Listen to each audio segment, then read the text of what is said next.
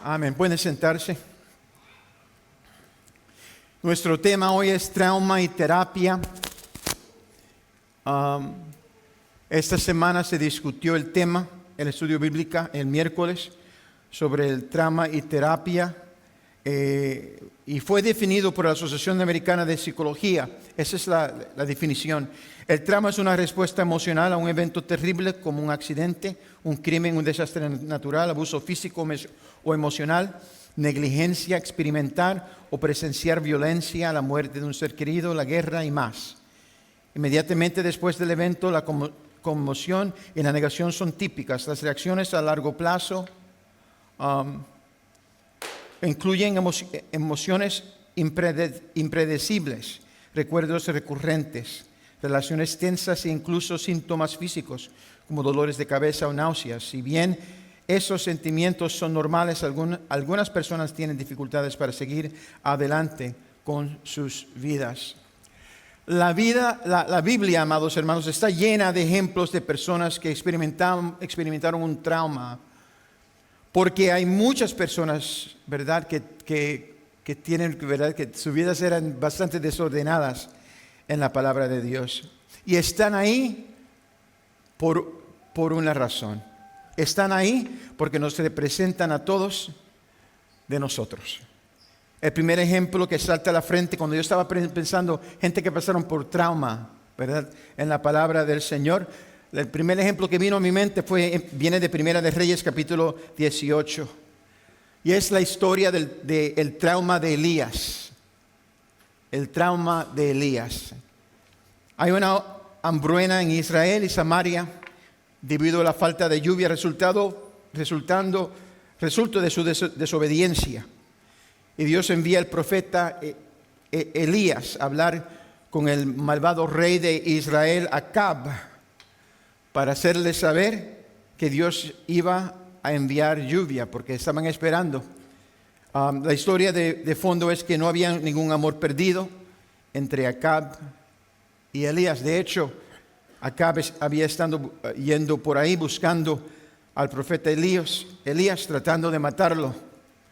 Su esposa, la infame Jezabel, había hecho masacrar a los profetas de Dios, excepto unos 150 que Abdías había logrado esconder en 2 cuevas donde se aseguró de que se mantuvieran sus vidas. Al ver a Elías, Acab grita, es interesante, ¿eres tú el que perturbas a Israel? Sin temer en lo más mínimo por su vida, Elías le responde al rey, yo no he perturbado a Israel, sino tú y la casa de tu padre, al abandonar los mandamientos de Jehová y seguir a los Baales. Es decir, tú eres el aborotador, hermano. El problema surge cuando pecamos contra Dios, no cuando se nos advierte que no lo hagamos.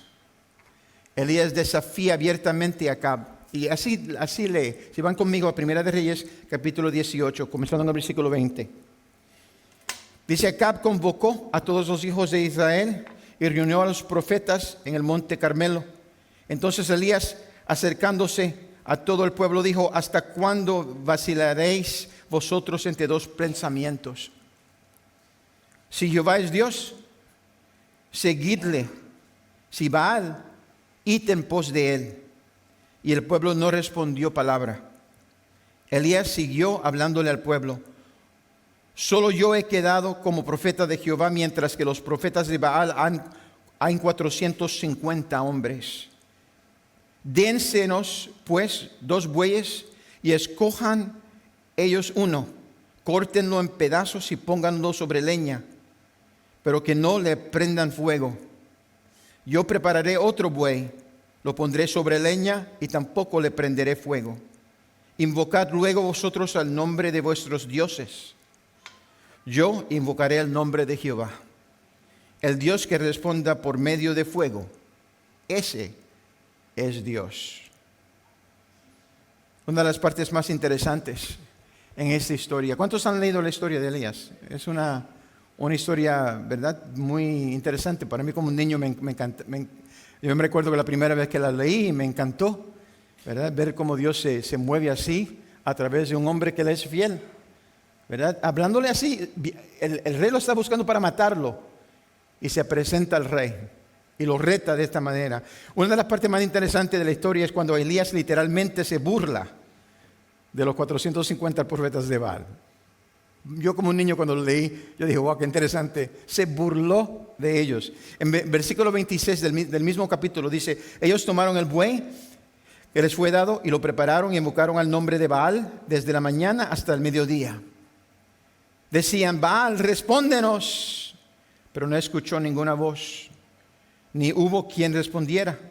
Entre tanto, ellos seguían saltando alrededor del altar que habían hecho.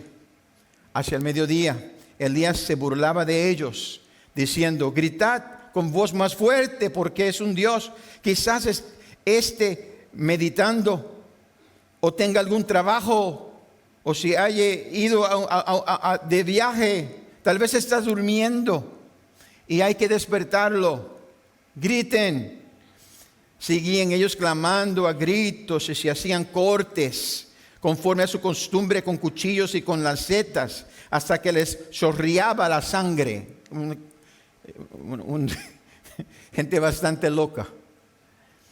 En conjunto, es una escena bastante patética. Luego escuchamos lo que sucedió cuando fue el turno de batear de Elías. Lo primero que hace, contra toda lógica, es que hace arrojar 4 cántanos de agua sobre el altar 3 veces, empapando el sacrificio, la leña y todo lo que estaba ahí con agua. La Biblia nos dice, versículo 35, de manera que el agua corría alrededor del altar y también se había llenado de agua la zanja. Había hecho una zanja no solamente enchumbó, no decimos por puertorriqueño, ¿verdad? La leña y el sacrificio y el altar estaba completamente mojado, pero también, ¿verdad?, la zanja que había creado. Ese día después de eso ejecutaron, Dios contestó con fuego. Y ejecutaron 450 falsos profetas de Baal. No fue una victoria cualquiera. Fue una victoria ridículamente asombrosa. Entonces Dios envía lluvia sobre Israel como lo había prometido Elías. Creo que esto sucede en este orden por una razón. Servimos a un Dios que responde tanto con fuego que con lluvia. Él es el Señor Dios de toda carne. Él es el Dios todopoderoso. En términos de nuestras vidas, tenemos que entender esto.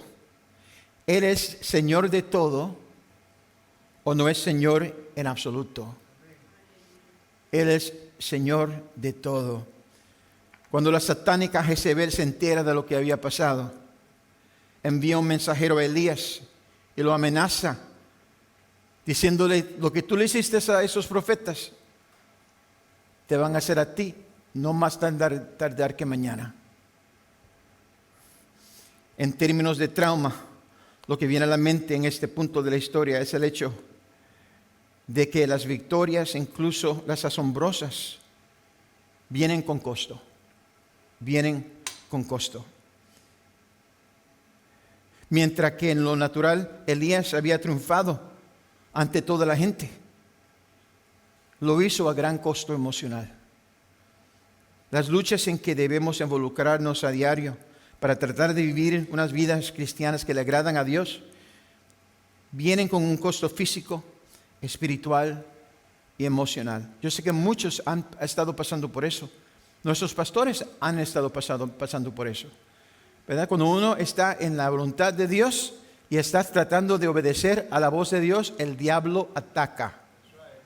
Y una cosa interesante, porque aunque triunfamos, ¿cuántos sabemos que tenemos la victoria? Porque tenga la victoria no quiere decir que no te cansas en la batalla. Que no tiene un costo emocional, un costo psicológico. ¿Por qué? Porque acabamos de pelear una batalla. Es interesante, el diablo sabe, ok, me ganaste esto, pero ahora te voy a coger mientras estás débil. mientras estás cansado naturalmente porque habías peleado. Amado, eso es una cosa que nosotros como cristianos tenemos que estar, ¿verdad?, al tanto de eso. Tenemos que ver las altimañas, examinar los métodos del diablo contra nuestras vidas. Tener la victoria en una batalla no elimina repentinamente el agotamiento emocional, mental y a menudo físico que surge de haber participado en la batalla en primer lugar. Particularmente cuando la batalla dura un periodo prolongado de tiempo. Cuanto más tiempo se tarda en ganar la pelea, más agotados estaremos en todas las formas imaginables, particularmente emocional y mentalmente, aunque hayamos ganado la batalla. Es una cosa interesante, de alguna manera, ¿verdad? Cuando lo pensamos, en realidad a veces perdemos hasta cuando ganamos. Es interesante cuando uno piensa, ¿verdad?, en la guerra civil aquí en los Estados Unidos, ¿verdad? Un lado ganó, pero ¿a costo de qué? Miles y miles y miles de cuerpos, de soldados, ¿verdad?, de aquí, hermanos. Eso fue una batalla hermano contra hermano. Ganaron, pero ¿ganaron? ¿Verdad? A veces también perdemos cuando ganamos. Pero eso no importa. ¿Por qué? Porque no es lo que tenemos, no tenemos que examinar la pelea al, ¿verdad?, medir el costo que que vamos a tener que cargar. O sea, yo peleo esa batalla espiritual, ¿verdad? No primero entendiendo qué me va a costar. Lo hago meramente en obediencia a Dios, reconociendo que sí me va a costar, pero no importa lo que me coste, el Señor, ¿verdad?, me va a dar mucho más, ¿verdad?, de lo que el diablo trata de sacar de mí. Esa es una cosa que tenemos que reconocer, amados hermanos. Elías tiene una de las mayores victorias en la historia bíblica, registrada contra 450 oponentes. Pero al ser amenazado personalmente por la reina Jezebel, el profeta que acaba de influir a Dios para enviar fuego desde el cielo para consumir un sacrificio que no debería haber sido inflamable en ese momento, con tanta agua que le tiró. Ese profeta de Dios corre como un niño asustado. Y sigue corriendo un día entero, dice la palabra de Dios, sin detenerse, hasta que se detiene bajo un enebro, donde se involucra en discusiones sin fe en Dios. Amados, le quiero decir algo. Si el diablo no te hace pecar, te cansa y tú pecas por ti mismo. El cansancio. Yo siempre les digo a la gente que tenemos que buscar, ¿verdad? Rest. Descanso. Tenemos que buscar y alcanzar descanso en Dios. ¿Verdad? Porque esta batalla no se puede pelear cuando estamos cansados. Y a veces, amados hermanos, Dios nos lleva a un punto a donde tenemos que pararnos. ¿Por qué? Porque tenemos que rellenar el tanque que hemos usado en la batalla. ¿Verdad? Esa llama tiene que quedarse encendida. El Espíritu Santo, esa llama en nuestra vida se tiene que mantener encendida. Pero para mantenerla encendida tenemos que preocuparnos de que no se nos acabe el aceite. Que mantengamos el tanque lleno de aceite. Amados hermanos, eso es lo más importante que hay. A veces no, lo pensamos que es un trabajo. Vamos a hacer esto, vamos a hacer lo otro, entonces vamos a llenar el tanque de aceite. Amado, te puedes olvidar de todo y como quiera tener la victoria, pero si se te acaba el aceite, ahí se acaba todo. Sin el Espíritu Santo nada podemos hacer. Es por eso que tenemos que mantenernos ahí, ¿verdad? Ahí anclado en Dios. Tenemos que vivir nuestra vida pegado a Jesucristo y al Espíritu Santo.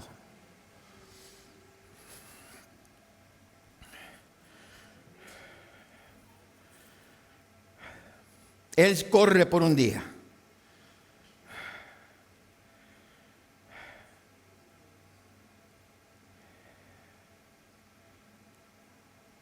De repente el gran profeta que estaba ante Dios, que dice que la palabra de Dios, que él se presentaba ante Dios, un profeta que Dios finalmente lleva vivo al cielo, en una carreta de fuego. Dice que él comienza a confesar. Ten cuidado cuando estás cansado. A veces comenzamos a pensar. ¿Cuántos aquí confiesan que a veces piensan pensamientos estúpidos? Mira, eso nunca han levantado la mano la gente más ligero que ahora. De momento, las cosas más torpes, las cosas que no tienen sentido, cosas en sí que nosotros sabemos que no es cierto, la confesamos. Y aquí él comienza a confesar. Lo primero que él hace cuando viene en sí, después de correr ese día y está ahí, lo primero que hace es dice: Dios, por favor, mátame. Acaba de tener una victoria contra 450 profetas de Baal. Pidió fuego del cielo y Dios se lo mandó. Y esta mujer, instrumento del diablo, lo amenaza y de momento Dios no es Dios. Ese es el profeta Elías, no eres tú, es el profeta Elías. Amado, si eso le pasa a Elías, también te pasará a ti y a mí. Comienza a decir: no, Señor, no, mátame. Entonces, ¿sabe lo próximo que dice? Yo no soy mejor que mis padres. O sea, vengo de una familia de perdedores y yo también soy un perdedor. Yo no valgo para nada. El diablo es un mentiroso. Y tenemos que cuidarnos, porque él pone esos pensamientos en nuestra mente y si le damos lugar, ¿verdad?, nos roban la victoria. Es más, no solamente nos roban la victoria, pero nos roban el gozo. ¿Por qué? El individuo que tiene fe gana 2 veces. Gana, número 1, porque sabe que Dios, por ahí viene la victoria, y 2, gana cuando la victoria viene.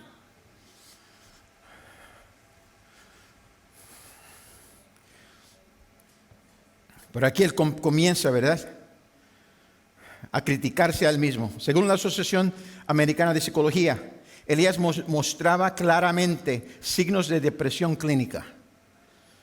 Para que los médicos normalmente recomiendan terapia y medicamentos antidepresivos. Entonces sabe que muchos en la iglesia están tomando medicamento antidepresivo. Hay veces, ¿verdad? Tengo que tener cuidado porque hay problemas psiquiátricos, no necesariamente psicológicos, pero psiquiátricos, que requieren medicamento. ¿Verdad? Una persona que es esquizofrénica, por ejemplo, Dios lo puede sanar, pero hasta que el Señor sane a la persona, sería buena idea tomar el medicamento, ¿verdad?, para mantener la mente en un poco de control. ¿Cuántos han tenido familia o alguien que es esquizofrénica? Eso sabe, mi mamá era esquizofrénica. No la paró de traerme a mí a los pies de Jesús y a criarme con el temor de Dios. Amén. Pero necesitaba el medicamento. Pero a veces la gente está deprimida y lo que hacen por ahí los médicos es inmediatamente le dan algo. Toma esta píldora. Toma esta otra píldora. Vamos vete y toma terapia. Y mucha de la gente toman terapia de un terapista impío que te da consejos que van en contra de la palabra de Dios. La Asociación Americana de Psicología dice que las personas con depresión también pueden experimentar incapacidad para concentrarse, sentimientos de inutilidad, ¿verdad?, como Elías, o culpa excesiva y pensamientos recurrentes de muerte. ¡Mátame, Dios! O suicidio.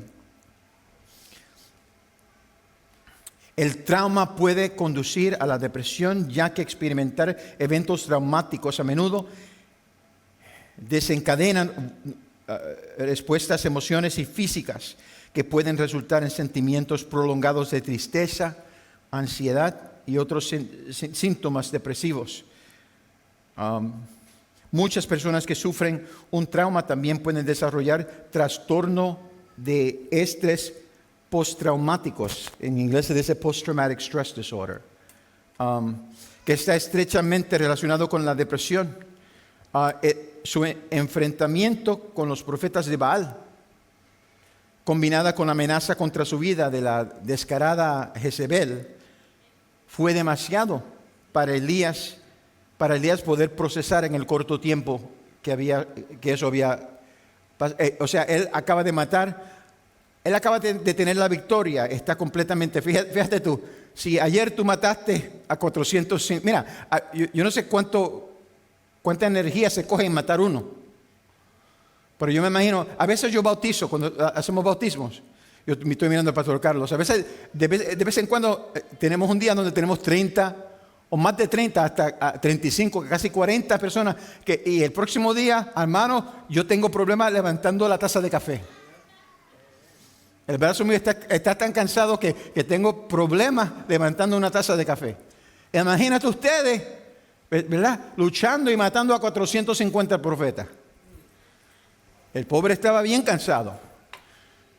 Y cuando va a descansar, quizás está viendo a su cama, ¿verdad?, con anhelo, le mandan un mensajero: mira, la reina te va a matar. Dijo que de aquí a mañana tú vas a estar muerto como los profetas. ¿Qué hubiera hecho Jesús? Se hubiera acostado. se hubiera acostado a dormir. Sí, muy interesante, muy interesante, ¿verdad? Yo no sé lo que ustedes piensan, pero yo una cosa sí sé yo: el ángel de Jehová acampa alrededor de los que le temen y los defiende. Y en eso tenemos que tener la confianza. Eso no es inusual. De hecho, según una encuesta reciente en Lifeway Research, al menos un tercio de los pastores, 1 de cada 3 pastores en los Estados Unidos luchan contra la depresión. ¿Tú sabes el día más el día de la semana que los pastores están mayormente deprimidos? ¿Qué? ¿Lunes? El lunes. El domingo están, ¡gloria a Dios! El lunes están, mira, yo no valgo nada. La gente no me hace caso. ¿Quién soy yo? Mira, gloria a Dios. Amén. ¿Cuántos? Yo sé en quién yo he creído. ¿Le puedo decir algo? Esta iglesia no corre por mí. Corre por Dios y el Espíritu Santo. ¿Cuántos alaban al Señor? Aquí hay un cuerpo que ama al Señor y podemos ver que Dios nos ama. ¿Por qué? Porque vemos cómo Él se mueve a través del pueblo. No solamente los líderes, no solamente los pastores, pero la gente que ora, que deja que el Espíritu Santo le hable y trabaja en lo profético. ¿Por qué? Porque Dios advierte y Dios prepara. Entonces, ¿qué termina haciendo Dios con Elías, con un Elías deprimido? Lo corrige, lo castiga por su infundada falta de fe, le grita que se haga hombre. Ninguna de esas. Dios simplemente permaneció en silencio y le envió un ángel para que le sirviera. Eso es una cosa muy interesante. ¿Cuántos cuando leyeron esa historia se dieron cuenta de eso? Que él pasa por eso. Y uno, yo estoy leyendo, ahora es ese chavo en mi mente. Yo digo, mira, el Señor se acaba de mandar fuego del cielo. Y mira cómo se está portando, que sinvergüenza. ¿Y qué hace Dios? ¡Ah! No, eso lo haríamos nosotros. Eso quizás lo haría yo como pastor. Mira, para de esas changuerías. Levántate. Tú eres un hombre de Dios, una mujer de Dios. Hay veces que Dios, ¿sabe que Dios en su infinita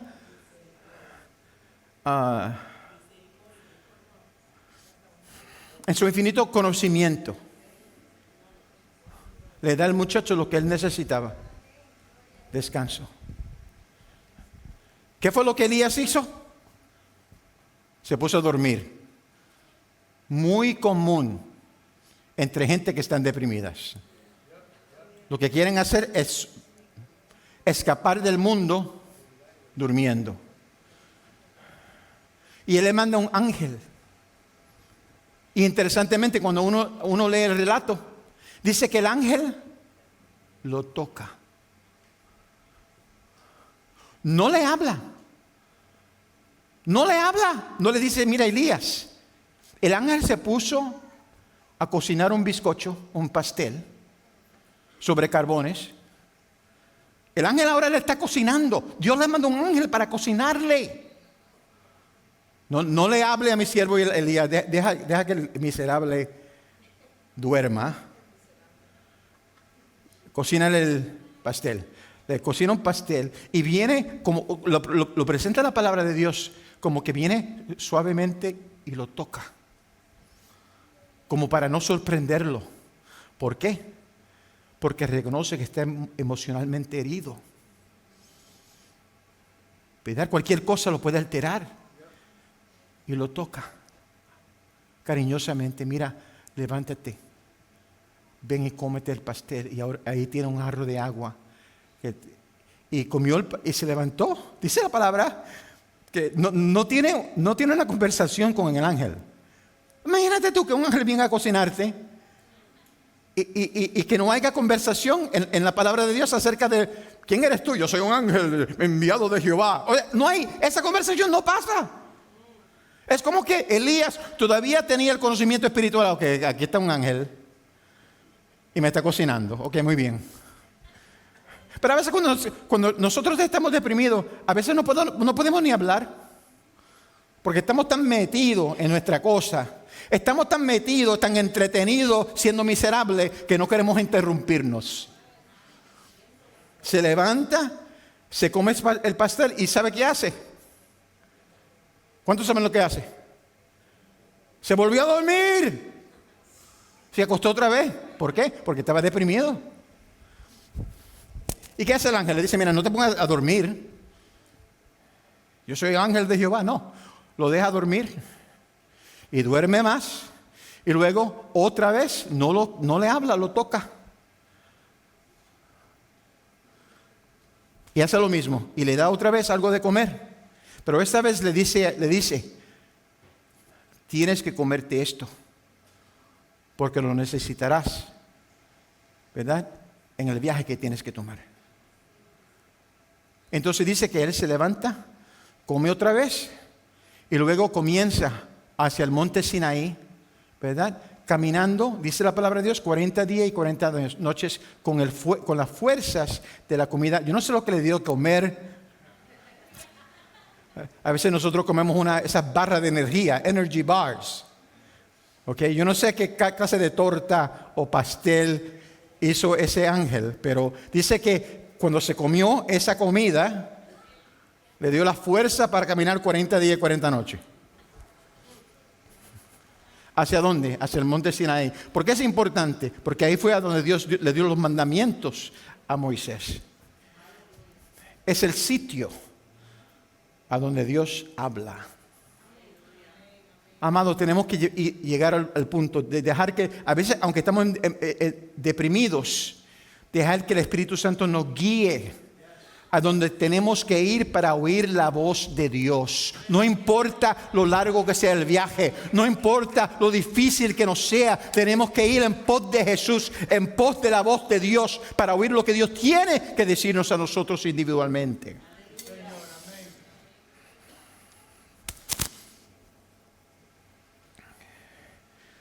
Cuando Dios nos da ayuda, tenemos que tomarla. Porque a veces lo que Dios nos ha mandado a hacer es demasiado difícil para nosotros, sin la ayuda de Dios. creo que como iglesia, ahí estamos nosotros. Estamos en una temporada de esta índole en este momento.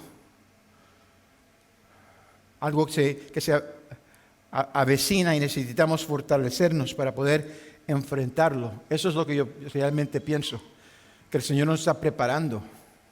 ¿Cuántos lo piensan así? El Señor está preparando esta iglesia. Y tenemos que, ¿qué? Tenemos que descansar, tenemos que comer palabra de Dios, que tenemos que oír su voz, tenemos que ¿verdad? Venir y postrarnos en su presencia y ser sensitivos a la voz de Dios.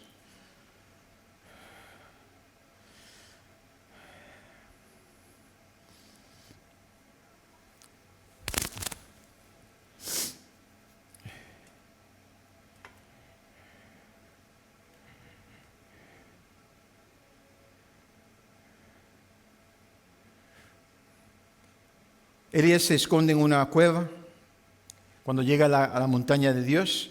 Entonces Dios le hace la pregunta: Elías, ¿qué haces aquí, Elías?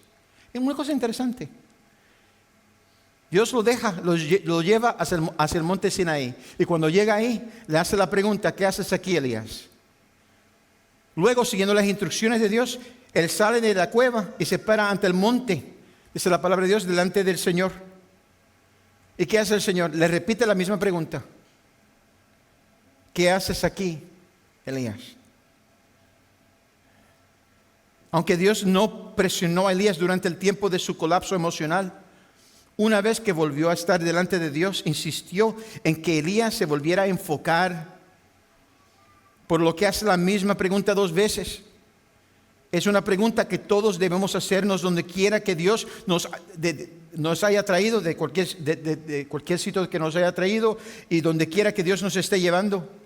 Y la pregunta es: ¿por qué estoy aquí? Yo tengo muchas labores, no solamente como el pastor de esta iglesia, pero soy presbítero. Yo tengo una cosa que está pasando ahora mía, hoy mismo en Newark, con una iglesia. Y justamente debería yo estar allí, porque tengo una iglesia loca ahí que le están atacando a su pastor.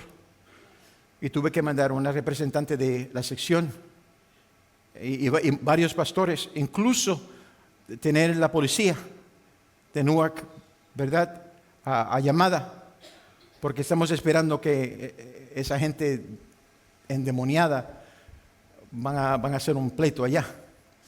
Pero como quiera, tengo el pastorado, presbítero, abogado, tengo trabajo también que hago, muchas cosas, y puedo fácilmente perder el enfoque.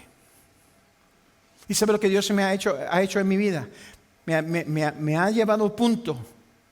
Es interesante porque yo no sé si ustedes han llegado a un punto a donde se sienten que tienen demasiado. Yo no puedo, ¿qué más puedo cargar? ¿Verdad? Pero Dios nos lleva a ese punto para entonces hacernos la pregunta: ¿qué tú haces aquí? ¿Para qué tú estás aquí? Porque cuando yo me hago esa pregunta, la respuesta es clara: para obedecerte a ti, Señor, para hacer tu voluntad. Y de momento, cuando yo digo eso, todas las otras cosas desaparecen. Todas mis responsabilidades desaparecen. ¿Por qué? Porque mi responsabilidad número 1 es hacer la voluntad de Dios. Es responder a su voz. Hacer lo que Dios quiere de mí. ¿Sabes lo que el diablo quiere que tú hagas? Todo lo que la otra gente quiere que tú hagas. ¿Sabes por qué muchos pastores quieren irse del ministerio? ¿Por qué? Porque están tratando de satisfacer a 200 personas o a 300 o 400 personas. No sé si lo han notado. Pueden que lo haga. Yo trato bien de esconderlo. Pero quizás algunos de ustedes han notado que soy imperfecto. No, pastor, sí. Soy bastante imperfecto. Amén. Amén. Pero estoy sometido a Dios.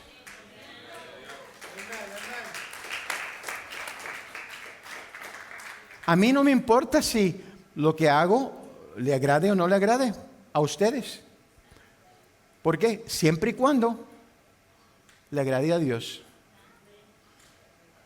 Yo me recuerdo una vez que yo leí una historia de el predicador loco, la patada, la historia de la patada. ¿Cómo se llama el nombre? Es un evangelista muy famoso Smith Wigglesworth, gracias. Smith Wigglesworth. Fue a predicar en una iglesia. Y la iglesia el Espíritu Santo estaba moviendo. Y él bajó y él estaba ministrando. Y un hombre estaba ahí alabando al Señor. Y de momento Dios le dice a Smith Wigglesworth, le dice, métele una patada en el trasero. ¿Lo digo bien? ¿Lo dije bien? Acá atrás, yo tengo mucho allá atrás, yo puedo absorber una buena patada. Viene y le mete la patada y el tipo se cae. Y cuando se cae al piso comienza a llorar. Ahora yo soy pastor y también soy abogado. Eso me preocuparía a mí. Porque, por ahí viene el pleito legal. Imagínate el pastor de la iglesia que invitó a Smith Wigglesworth. El tipo acaba de atacar uno de mis miembros. Físicamente le metió una patada ahí. Y él está en el piso, llorando. Él va y lo recoge del piso. Y él llorando, ¿estás bien? O sea, no sé qué. Y él le dijo, no, yo estoy bien. Y le dan el micrófono y él testifica. Y él dice, yo he estado en pecado, secretamente pecando. Y yo estaba ahí orando. Y yo le dije a Dios, Señor, lo que yo necesito es una patada en el trasero. O sea, privadamente él está orando, Señor, yo estoy avergonzado, lo que necesito es una patada en el trasero. Y le metieron una patada en el trasero.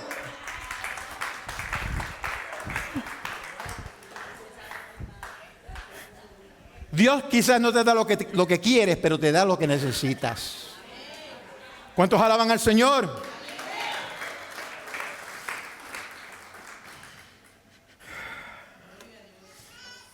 Al fin vemos, ¿verdad?, que Dios bendice a Elías, le contesta y le da un trabajo de ungir a varias personas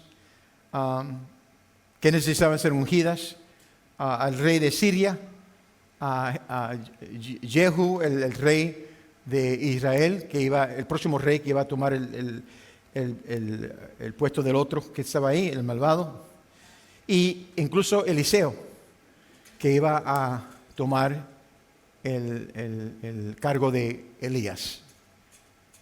Y fue y lo bendijo. Y dice en Malaquías 4:5-6, yo os envío al profeta Elías antes que venga el día de Jehová, grande y terrible. Él hará volver el corazón de los padres hacia los hijos y el corazón de los hijos hacia los padres. No sea que yo venga y castigue la tierra con maldición.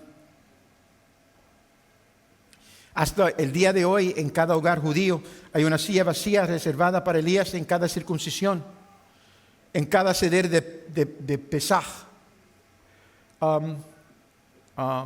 Hay una silla vacía, conocida como la silla de Elías. También se coloca en la mesa del cedar para simbolizar la llegada anticipada del profeta Elías para anunciar el Mesías, porque Elías fue levantado físicamente, no murió.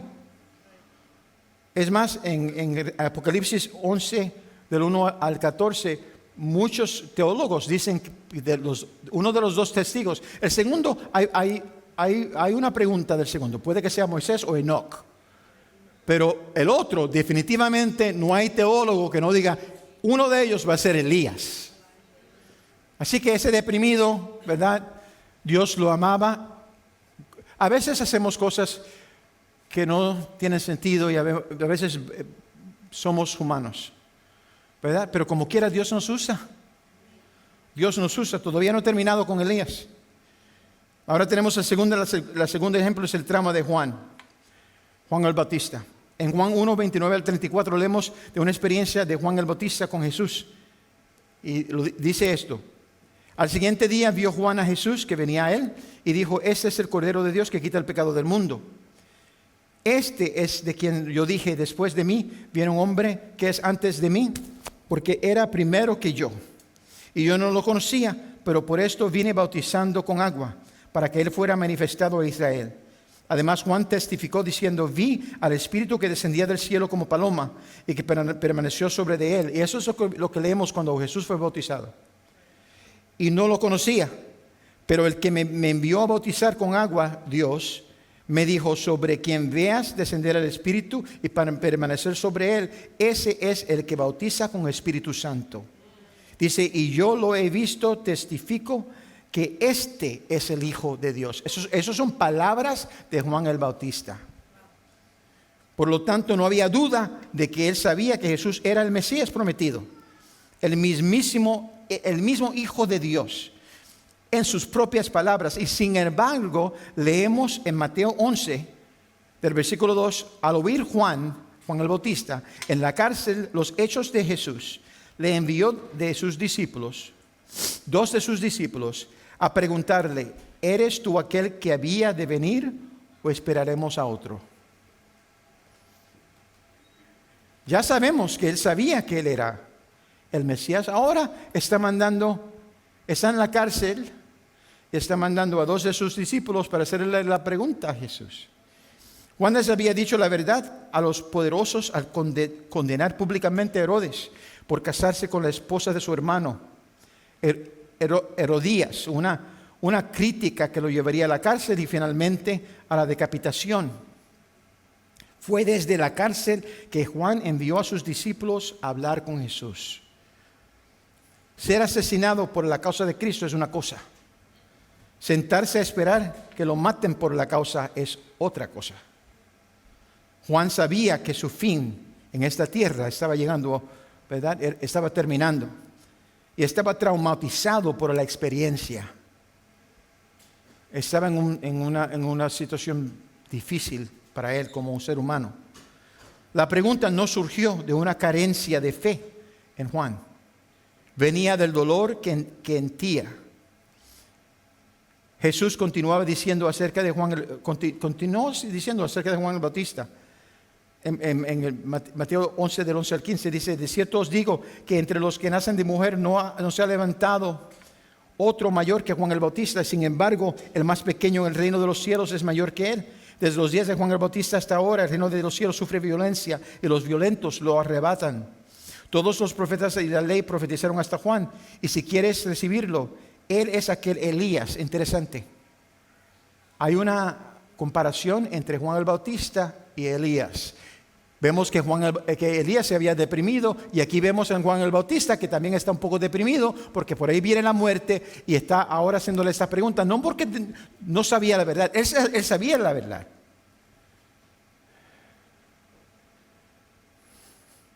Pero quería oírlo una vez más de la voz de Jesús. En su sufrimiento y trauma, Juan simplemente quería ser consolado por la confirmación de Jesús, de lo que ya sabía que era la verdad. Eso serviría para calmar sus temores, sabiendo que había cumplido con su deber de anunciar al Mesías antes de reunirse personalmente con Dios en su muerte. Las palabras de Jesús en respuesta a esta sorprendente pregunta, proveniente de Juan, justifican esta teoría. Responde a su familiar. Juan el Bautista era el hijo de la prima de su mamá. Y le dice, id, así le responde, id y haced saber a Juan las cosas que oís, que oyen y ven. Los ciegos ven, los cojos andan, los leprosos son limpiados, los sordos oyen, los muertos son resucitados y los pobres se les ha anunciado el Evangelio. Entonces termina con esto. O sea, dile a Juan que la voluntad de Dios está, aunque él está ahí encarcelado, Dios se está moviendo aquí afuera. Dile a mi querido Juan eso. Y también dile esto. Bienaventurado es el que no haya tropiezo en mí, el que no sea ofendido por mí. ¿Qué le está diciendo? Le está diciendo,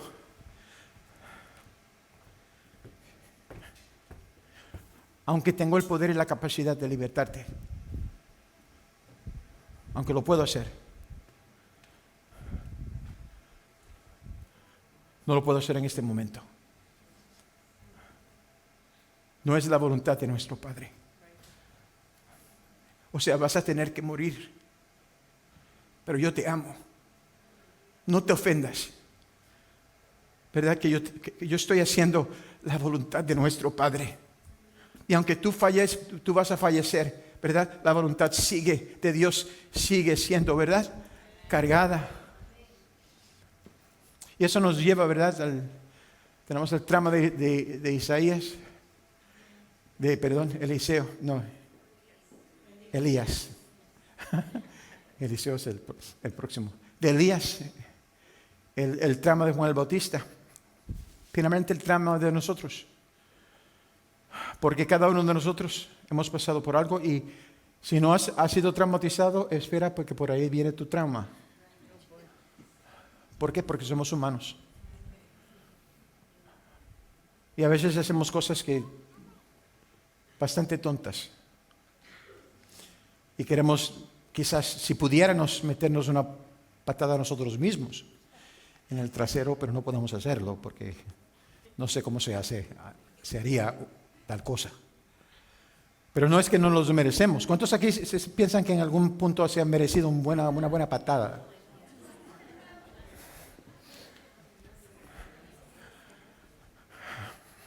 Todos los que se bautizaron aquí no se bautizaron porque son perfectos, pero como símbolo de que esa vida que habían vivido y ese trauma que habían pasado, en el nombre de Jesús lo estamos, ¿verdad?, poniendo en el sepulcro y estamos resucitando para vivir una nueva vida con Jesús. Y esto, interesantemente, es símbolo de nuestra terapia. La terapia del cristiano, ¿verdad? ¿Cómo es que el cristiano brega con el trauma en su vida? Sometiéndose a Dios, poniendo todo bajo la sangre de Jesús, ¿verdad? Olvidando el pasado y enfocándonos en el que nos trae la victoria. El autor y consumidor de nuestra fe, el león de la tribu de Judá, gloria a Dios, el lirio de los lirios, ¿verdad? El lirio de la rosa de Sarón, nuestra torre fuerte, Jesucristo. Y tenemos la victoria. Vamos a inclinar nuestros rostros.